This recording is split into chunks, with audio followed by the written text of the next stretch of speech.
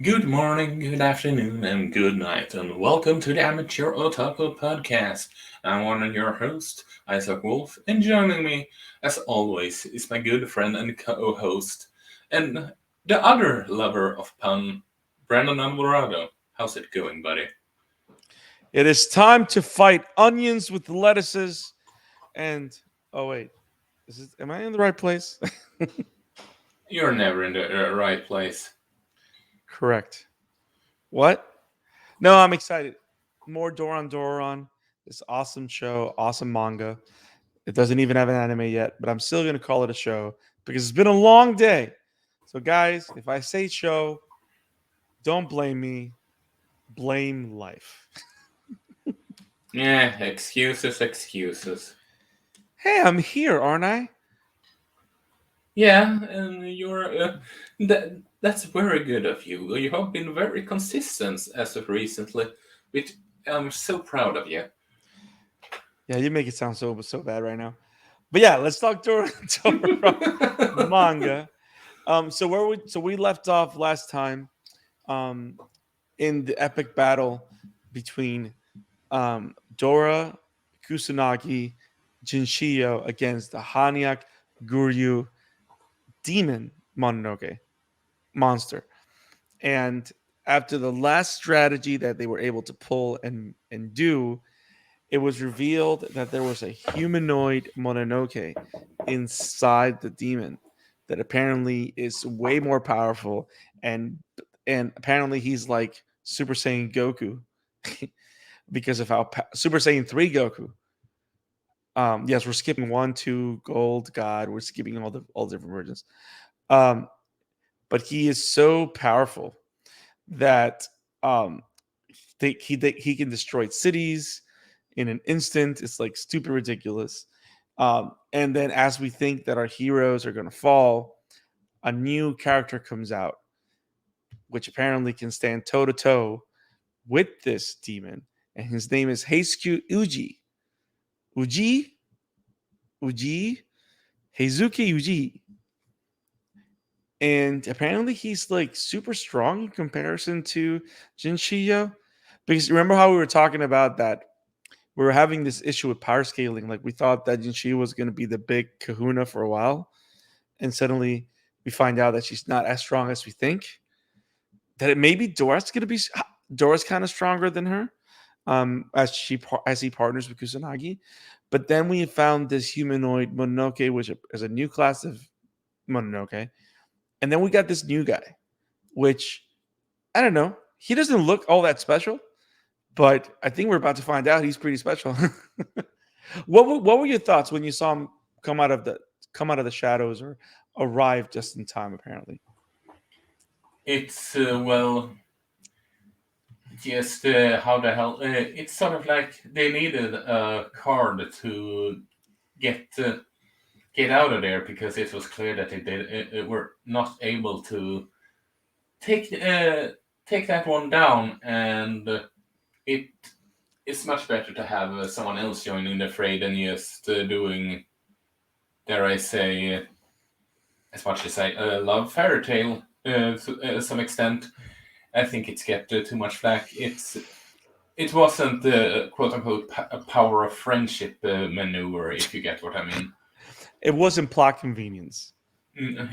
I mean, another one arriving on the scene to save them is plot convenience, but it wasn't this. Well, It it wasn't wasn't. the plot armor There you convenience go. that they, There you go.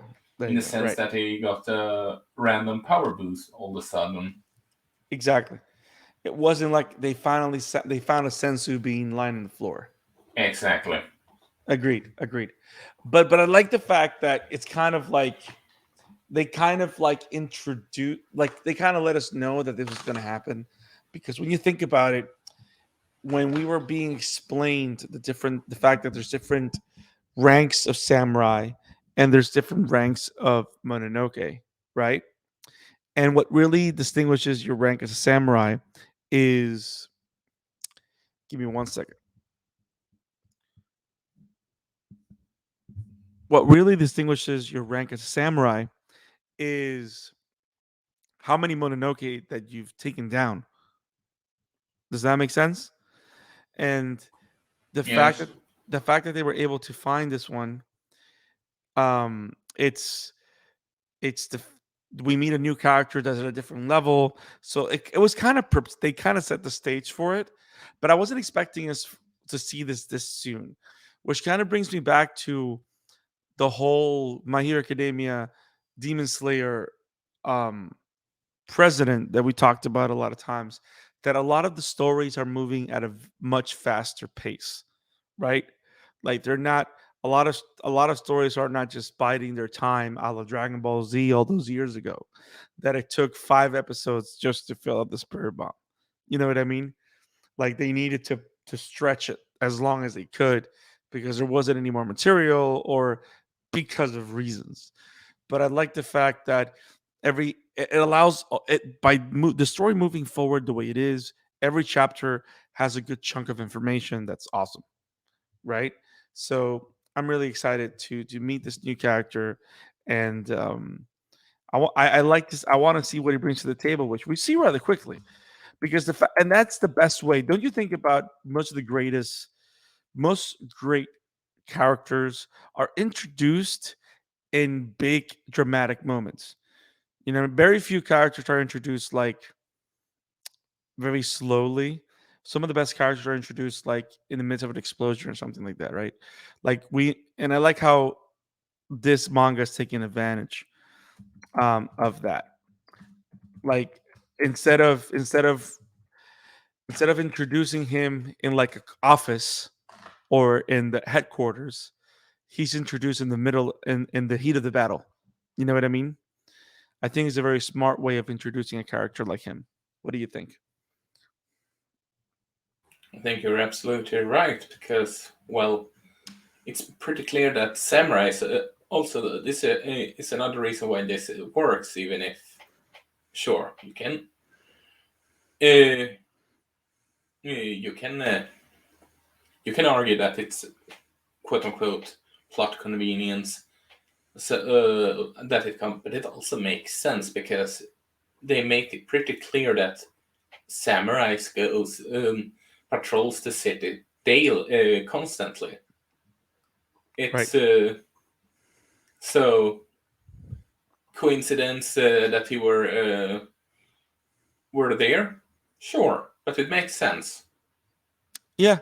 No, but also I think one of the things that Jinshi that he says is that Jinshiyu put out an alert, and he was like Yeah, the closest guy, yeah, which is great because like they took all the routes to avoid it feeling like plot convenience, and also because it happened in the heat of the battle, you kind of are focused on the heat of the battle as opposed to thinking, oh, this is just the easiest way to fix it. You know what I mean?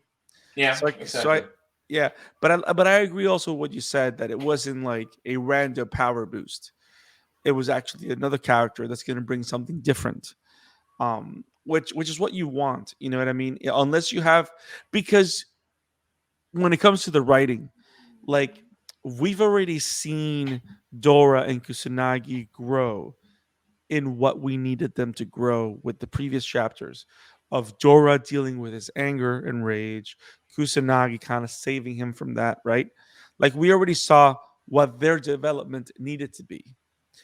We're kind of seeing what Jinchiyo's development needs to be, which is her recognizing that she needs to get stronger or recognizing how not that strong she really is, right? Which I Yeah, think is an interesting direction to take her character, especially as we move forward in the series. Because I know you and I have read further, but so I like that. I like the fact that every character has a direction, has a place to go. Um, but onto this chapter and some of the reveals that we get. So apparently, these two characters are very, very, very strong, and so just like we saw in the previous chapter, that this humanoid Mononoke, which I forgot his name altogether, is able to destroy big chunks of land. Apparently, this guy Uji has a lot of firepower, but there's something very interesting that they show, and it's the fact that he has a lot of supernatural power, but in comparison to the Mononoke, that he can house it or that he has it, like regular strong people have power. Some of these samurais have to hide the power inside the sword. You know what I mean? Yeah. Which I find it very interesting. Like it kind of shows how much they are at a disadvantage to the Mononokes, which I like that. I always like that's one of the things that I like about Demon Slayer, the fact that humans never stop being vulnerable. They're still humans, but then they do stuff like this, and it looks super awesome. So this is like the first thing we see of a over the top limit break, which is very awesome. Um, so this is a good attack, right? Now, what is interesting to me is not just the fact that we saw him do this awesome attack. It's the fact that we learn so much of this character in very little panels. Like he demands respect for some reason. Like, are all samurais these weird? Like, on one end we have Jinshiyu that just wants to be the best so she can get paid more, or kind of, or get more recognition. And apparently he's super strong and humble, but he actually just craves respect and attention. Eh, I mean, he settles for. You can settle for less. I know, I know, but I kind of like that. I like the fact that these characters are ultra quirky. You know what I mean? It's not just Dora and Kusanagi, right? All these human characters are very quirky. Um, now, what was the biggest reveal for you on this chapter that you liked? Mine was the whole thing that apparently it's not just the one demon. That was the kind of thing that I liked about this. You mean the one that you get your ass over here, a demon that spoke with him telepathically. Yeah. So Hidehisa is the name of this one. And apparently there's another demon called Yoshihime. So apparently he's not the only humanoid demon around. And apparently he's not, and he's very strong. So we got to think, similar to the whole bleach thing that we were talking about before, right? Yeah. That the stronger the demon, the more human it looks. So I kind of like the fact that they're kind of setting it up where we're gonna have more than one humanoid demon presence. So it's kind of setting the status quo as of who the big bad is, because that's one of the things also you kind of got to think about. We never had a big bad in the beginning. You know how most shows or most animes, like from the first couple of episodes, you don't only have the personal stakes that the main character has, but you kind of have an idea of what the big bad is, kind of. Especially in a show like this, like from the beginning on My Hero, yes, Deku wants to be the greatest hero, right? But you kind of also know that all for one is a thing. You know what I mean? Also in Demon Slayer, from the beginning, you know that Muzan is a thing. Um, You mean Michael Jackson? yes. Um, Creepy. Um, I mean, yeah, yeah, let's not kid ourselves. His design is based on Michael Jackson. 100%, 100%. Now, do you like the fact that we're kind of getting a bit of a status quo here in the sense that it's going to be the demons? It's not just going to be random Mononokes anymore. It's going to be we got to defeat these guys. Do you like that direction? I mean, watch it being them being controlled by someone else later on. I mean, it just feels something like that could work. That they are just a specific division. What do you call a division of humanoid Mononokes? I mean, I kind of want it to be a certain kind of twist where like there's humans behind all this, kind of. what would the point be in humans being Well, behind this? If I'm being honest, well, you know what I'm thinking, because in this sense, right? Like humans wanting to become like demons, right? Like it makes me think. Like I don't know if you saw the whole Juju Hakusho series. No, I So haven't. one of the big twists in Juju Hakusho in the second to last season, I don't remember what season it was. The whole arc is that Yusuke is a spirit detective, right? And he fights an ex. The villain is an ex spirit detective, and the whole thing that made him turn bad is the fact that he's been hunting demons throughout his life, and he finds out that some of the humans were even more depraved than demons. And seeing that amount of evil and darkness in humans is what made him turn to the dark side and say, I think they all deserve to die. And it kind of made him want to become a demon because of the darkness and the evil that he saw. So, which was a very interesting twist. You know what I mean?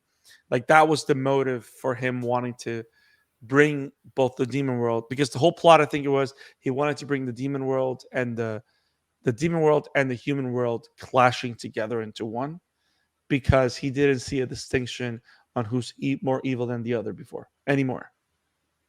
Which is, I think, is a very interesting story. You know, whether or not they were successful telling it that way, I don't know, but I can't really recall. But that's kind of what the storyline is. That's the whole point of that. Which, and I find, and if they did something like that here, like maybe these Mononoke were human ones. You know, maybe, I don't know. Could be. It's just interesting. It's just interesting. Just like, for example, Heisen had to make the espadas, and he had to transform those hollows into espadas. You know what I mean? Like someone outside of the hollows had to make them. It's not that the hollows became espadas by themselves. So I don't know. I think it's an interesting concept. Um, so, but yeah, so I'm really excited to see if there's other monsters. I kind of like what you're saying. The idea there's someone behind this group of demons, specifically. Um, but I also like the fact that they're all like children so far. Like Yeah, these demons have like very childlike attitudes. There's no darkness beyond the fact that we know that they eat people and blah blah blah. but It's not like an evil darkness like they're correction. They have fun destroying everything. but It's that's more of why go ahead. that's why I wonder if they are just the first line of what I call it, first line of defense, because they are immature. They could just be. How long could these Mononokes have existed? For what we know, they could have existed long before they come to fruition, so to speak. Like, but also you kind of feel that there's got to be a Heisen maestro behind them. There's got Maybe, to there's got to be a some type of enemy that's smart. You know, I think it's like anything. Where's the Obito? Where's the Scar? Where's the um Muzan? But no, I know what you mean. I know what you mean. But yeah, that could be cool. I mean, again, it's very early for us to be thinking about a final big bad, right? But I do like the fact that there is kind of that whole thing towards the end. Um, at least that we see in this chapter. We spent a lot of time in this chapter, and we haven't even put the banner. What is wrong with us? This chapter that we're talking about is called Samurai Officer. But yeah, but it ends with one of the nice, cool things that ends with is the whole scene with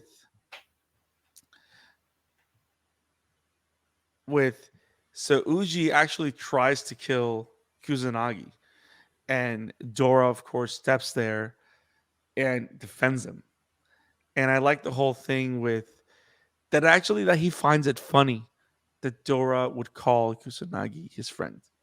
And I like the fact that the fact that we still find characters that find their relationship hilarious and also kind of incomprehensible.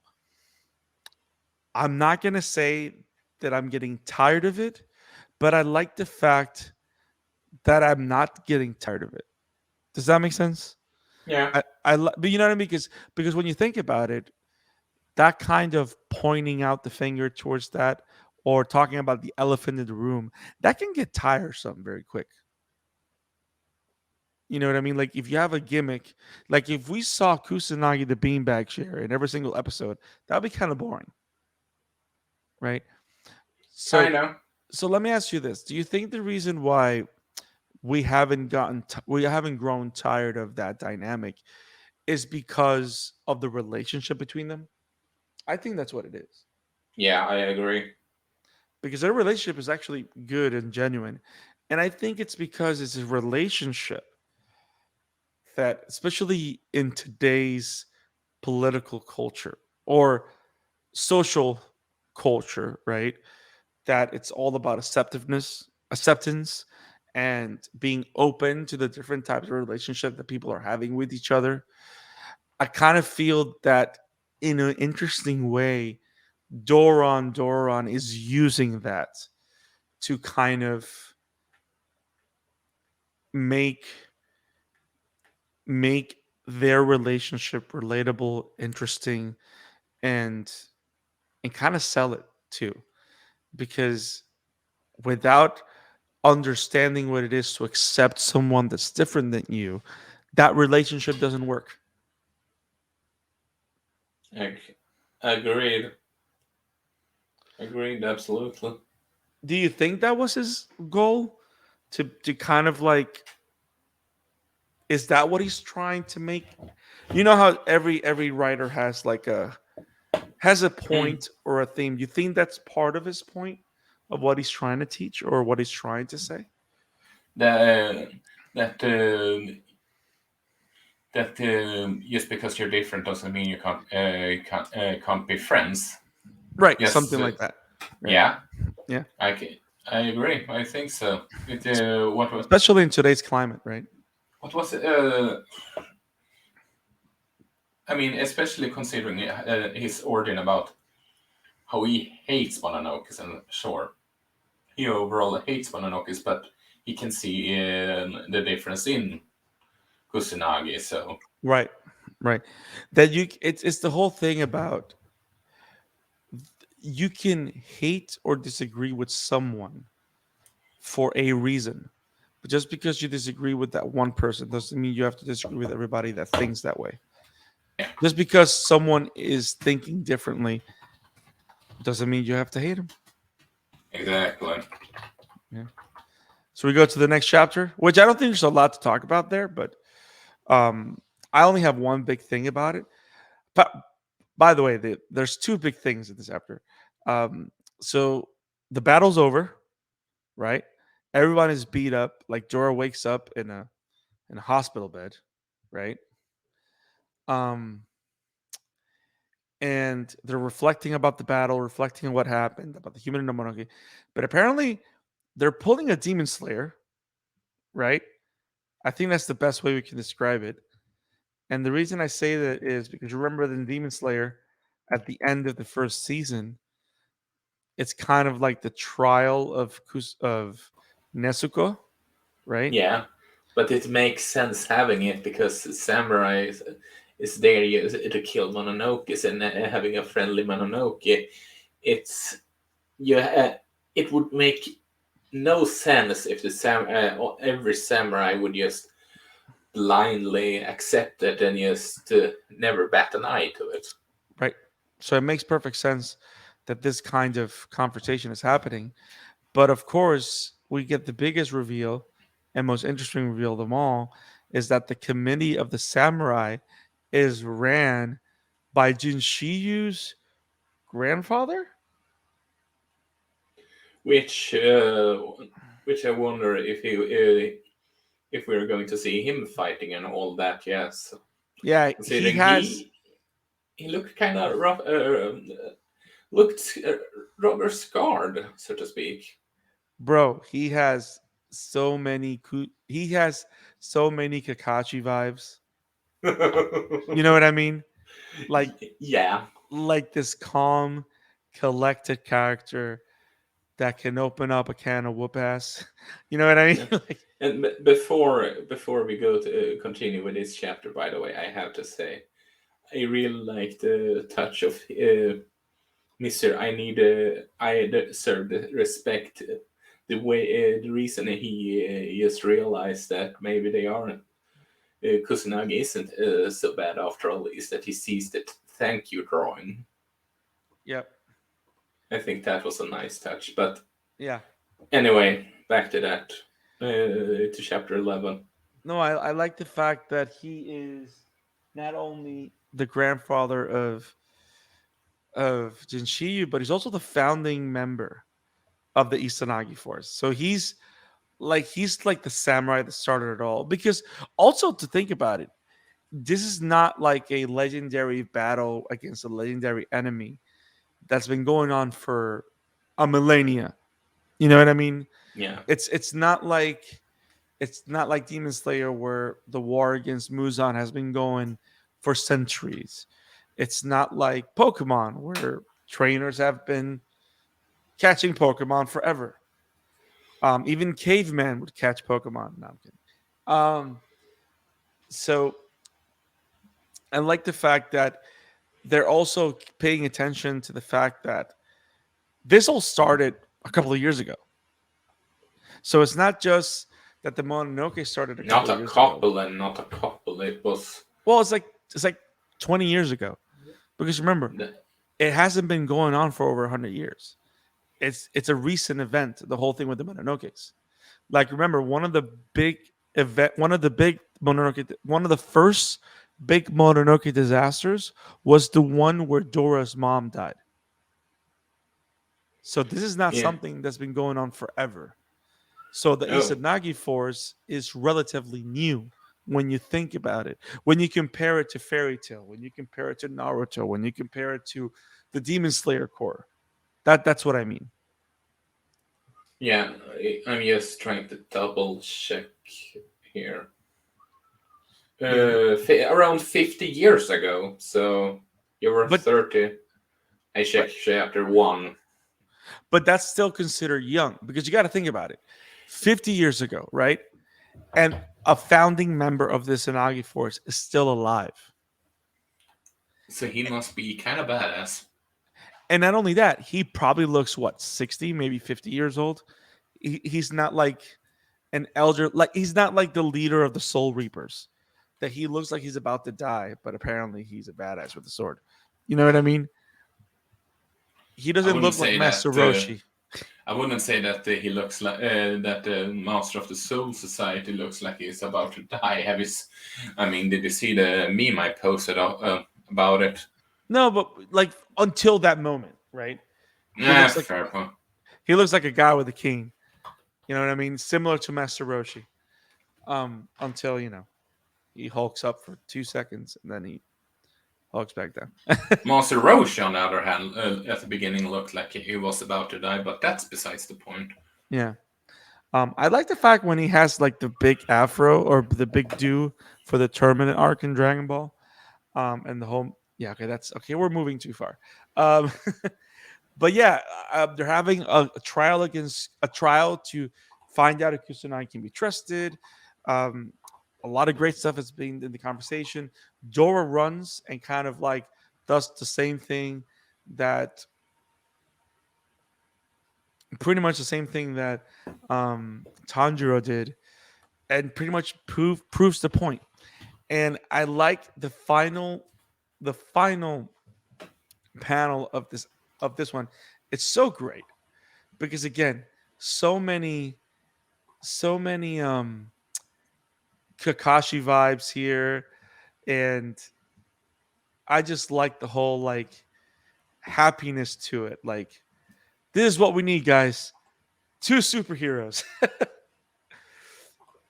And I like the fact that they're finding roles for Dora and Kusanagi and ways to make. And I like the fact that they're not going the usual angle that, oh no, we have to hide this as much as we can. Like, I like that the story has found organic ways to make them deal with the problem up front, that this is not normal. This is breaking status quo. Does that make sense? That makes sense. Yeah. As opposed, or do you like the fact, do you miss the fact that there's not much mystery about it? Do you like the fact that they're going straight to the point and putting that in the forefront? No, I prefer this, honestly. I mean, there could be more to Kusanagi when we goes longer into the story, sure, Yeah. but I'm used I just like that they do. They're more straight up front with this whole thing. Yeah. Because if you think about it, this is what chapter 11, right? It took Demon Slayer 26 episodes to have this kind of confrontation, right? Yeah, I can't recall what the chapter that was on. That Yes, was I read. well, you got to think about it. Once a 20-page chapter in a manga, it's probably going to be two to three of those chapters is one episode in an anime, right? Yeah, Roughly. So you got to think about it. It took a while in the manga before Tanjiro was faced with having to explain himself for Nezuko, you know, and also thinking that Giyo couldn't really do anything about it, even though he was there when everything happened.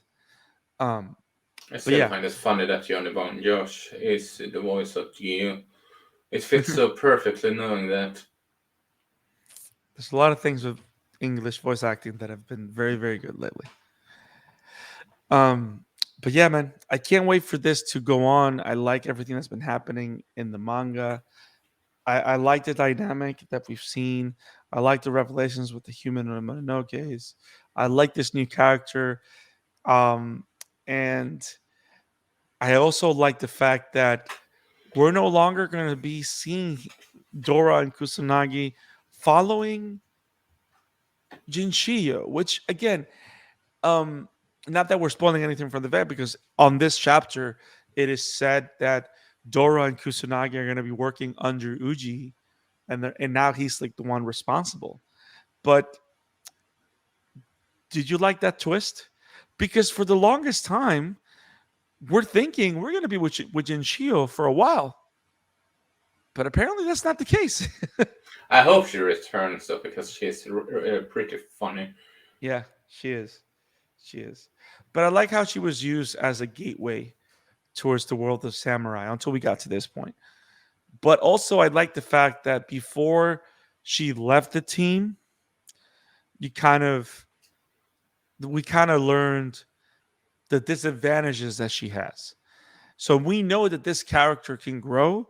So now when we see her again, she's probably going to have grown, especially now that we've met her grandfather, which is actually like awesome. Yeah, he is probably more than meets the eye, even though you probably go direct on the spot yet. Yeah, he is probably a badass. Yep. Yep. Yep. Yep. Yep. Yep. But yeah, that's all I got, man. What an awesome, awesome, awesome chapter. Loved it. Loved it a lot. Now, Agreed. now we have a. I do want to say, Isaac, this was a great chapter. Great Yes. little things here and there on the show. And also, we want to say thank you to one of our listeners, because they pointed out a discrepancy, and I want to accept it. And we used so there's this panel on chapter 3 where Jinshiyu kind of like remembers someone that she looks up to, and I put my foot in my mouth and said, "Oh, that's Uji. We finally learned who that guy is." No, they don't look nothing alike. You guys have seen Uji because we showed him to you. Here's Uji. Well, where's Uji? I got Uji somewhere here. You can see Uji right here. Here's Uji. You can see him clearly here. But the one that she's seeing, we don't know who he is. Maybe it's We the grandpa when he's younger. could be, but he looks very differently. I mean, the hairstyle is very different. Interestingly enough, he's also wearing a different kind of uniform. He's wearing the same uniform that Jinchiyo is. So we don't Maybe even it's the know. brother. Maybe it's someone that died, and Could she's. be. It could be just a memory, but we don't know yet. Um, but interestingly enough, as someone that's very close to her, which I like this side of the mystery that we're not going to find out in a while, and it's interesting, and it's very interesting the fact that she's thinking about this person as she's making a deal with Dora, so it makes you think this is someone that's very close to her. So Exactly. Or at quote unquote worst, a role model. yeah, but I want to thank our YouTube listener, which I'm gonna try and say her name right because that's the least we could do. And her name is Jinja. So thanks for the clarification, Jinja. Thanks for following us every time we cover Doron Dororon. It means the world to us. You're awesome. You're amazing. Um, and stay tuned, guys, for more coverage of Doron Dororon every single week. As you guys know, we're getting very close to get caught up with the weekly release of it. Once we get caught up with the final chapter, once we get caught up with the weekly release of Doron Doron, we're gonna start doing Doron every 2 weeks because we feel that it's better to have the conversation 2 chapters at a time as opposed to just one. But we're deciding which is the next manga we're going to do. So we're going to cover a different manga to do more manga coverage, not just Kaiju Doron. number 8. We're still deciding, damn it. Kaiju number 8. I'm setting down my foot right now because that one is got announced to get an anime, but Let me produced by ask you this: Toho. are you putting your Titanic foot down, Yes. or is it Godzilla? Okay, I'm sorry, that's bad. So I can't do puns, damn it. But yeah, thanks you for joining us, Isaac. They can find me at the Scarlet Fan 52 on Twitter, at the Scarlet Fan 52 on Instagram, and at the Scarlet Fan 52 on TikTok.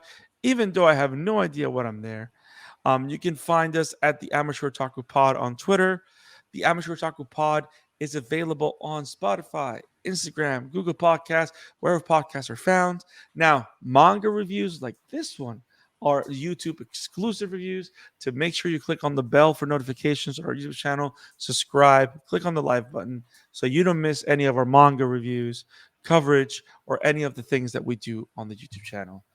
Isaac, if people were looking for you, where can they find you? Well, you can find in my written work at Obum Entertainment, and you can find me over at Emblemaniac on Twitter. Woohoo!